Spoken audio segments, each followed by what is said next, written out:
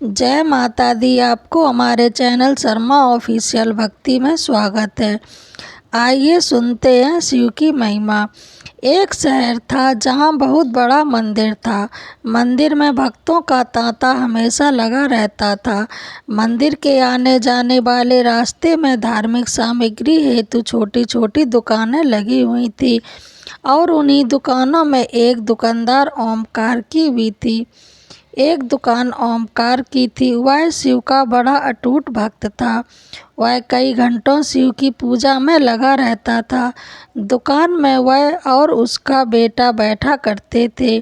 उसका बेटा कार्तिक, जो कि केवल 8 वर्ष का था। कार्तिक दुकान के काम के साथ साथ अपनी पढ़ाई में भी बराबर ध्यान देता था, जिस वजह से वह अपनी सभी कक्षाओं में अच्छे अंकों से उत्तीर्ण होता था।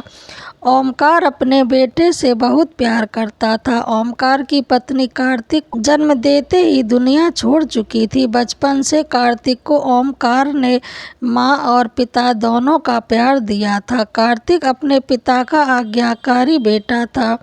वह घर के काम के साथ साथ दुकान का भी काम संभाल लेता था। उसकी जिंदगी बहुत मज़े से चल रही थी। लेकिन एक दिन नगर निगम का ऐलान होता है कि मंदिर परिसर से सभी दुकानें हटाई जाएगी। इसका सीधा मतलब था जिसकी स्वयं की ज़मीन होगी वही वहाँ धंधा कर सकता है। ओमकार अपने घर में पूजा कर रहा था। जैसे ही उसे यह बात पता चली, उसके पैरों तले ज़मीन खिसक जाती है, क्योंकि मंदिर परिसर की वह दुकान उसकी रोजी रोटी थी और उस दुकान के अलावा उसके पास आमदनी का कोई और जरिया नहीं था। वह परंतु भगवान शिव के सामने बेसुध होकर लेट गया। ओमकार की आंखों से आंसू आ जाते हैं और वह शिव भगवान से कहता है, क्यों दे रहे हो मुझे इतनी तकलीफ प्रभु? क्या मैंने कोई पाप किए हैं? कुछ देर बाद ओमकार शिव भगवान के सामने हाथ जोड़कर खड़ा हो जाता है और अपनी दुकान की तरफ भागता है।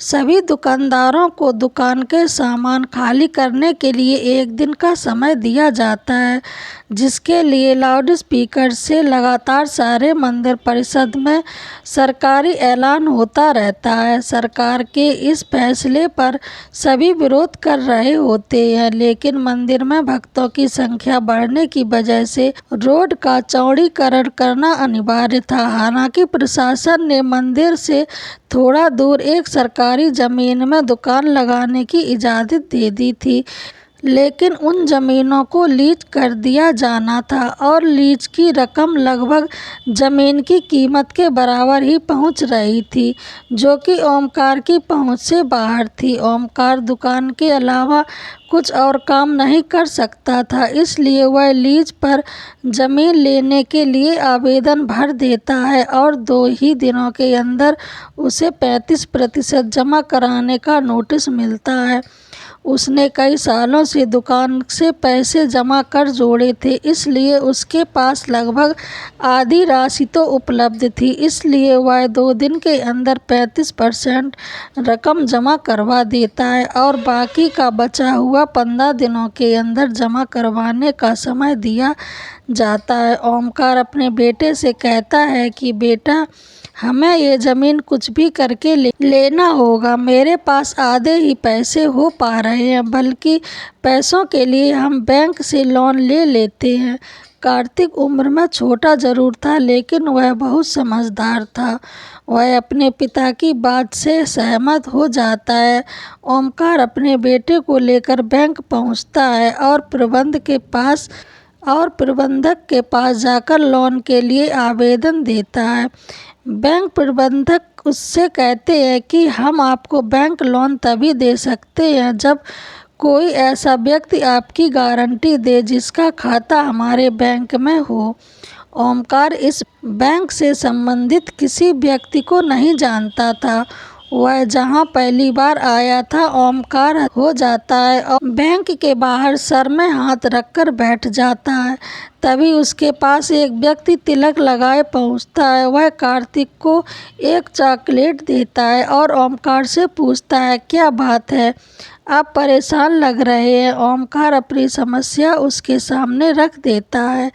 तभी वह व्यक्ति कहता है, बस इतनी सी बात है, चलिए मैं आपकी गारंटी देता हूँ, मेरा भी खाता इसी बैंक में है। यह बात सुनते ही ओमकार के चेहरे में चमक आ जाती है। वह जल्दी से अपने कागज लेकर बैंक के अंदर दोबारा चल देता है। ओमकार अंदर पहुंचकर बैंक प्रबंधक के सामने गारंटी के तौर पर इसी व्यक्ति को प्रस्तुत कर देता है और सारी प्रक्रिया होते ही ओमकार को बैंक से लोन मिल जाता है।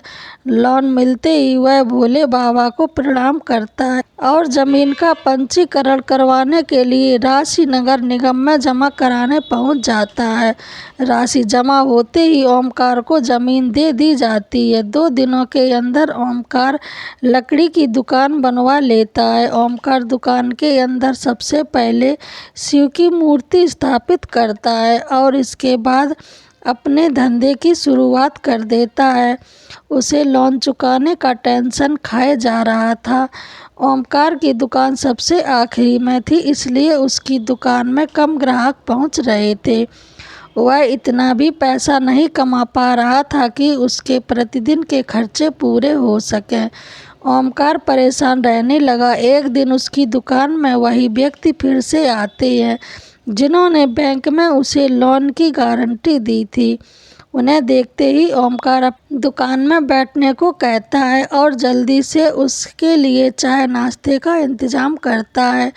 और वैसे ही वह व्यक्ति ओमकार से उसकी दुकान के हालचाल पूछते हैं तो वह अपना दुखड़ा रोने लगता है। वह व्यक्ति शिव की मूर्ति को नीचे रखे देख ओमकार से कहते हैं, तुमने शिव भगवान को ऐसे क्यों स्थापित किया है, उसके लिए छोटा सा मंदिर बनवा लो, तुम्हारा कल्याण हो जाएगा।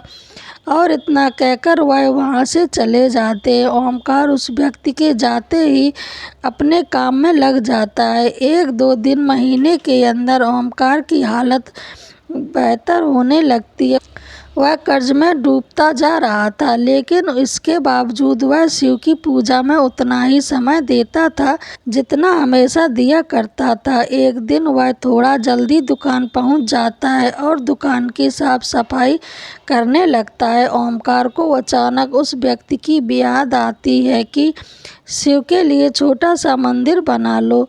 तभी ओमकार कुछ मजदूरों को बुलाकर दुकान के कोने में एक छोटा सा मंदिर बनवाने के लिए गड्ढा खुदवाने लगता है, लेकिन बहुत प्रयास करने के बाद भी उस जगह पर गड्ढा नहीं हो रहा होता और जब मिट्टी हटाकर मजदूर देखते हैं तो वह दंग रह जाते हैं।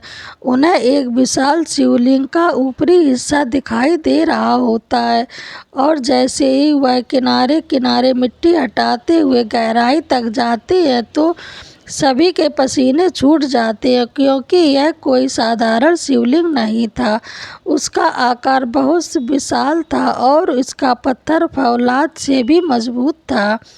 शिवलिंग निकलते ही दुकान के चारों तरफ से हजारों लोगों की भीड़ जमा हो जाती है।